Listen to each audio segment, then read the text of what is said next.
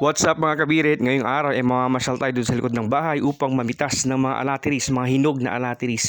Alam nyo, everyday ay meron po tayong mga hinog na alatiris dito.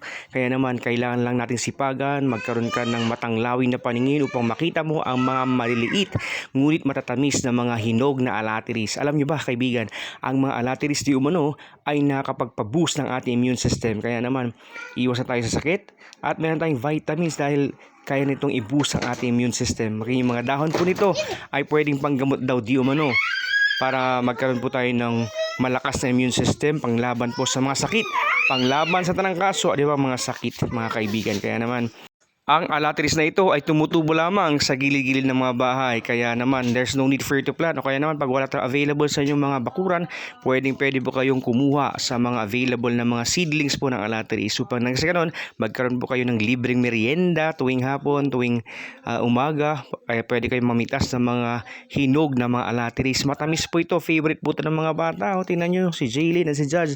Favorite po nila ito. At tinatawag po nila itong cherry on top mga kaibigan. Yan po, nagtatago lamang yung mga hinog na alatiris. Ayan o, tingnan nyo. Red na alatiris, cherry. Para sang cherry. Cherry ng lokal na cherry or wild cherry natin mga kaibigan. O. Ayan o, tingnan mo. Pitasin mo.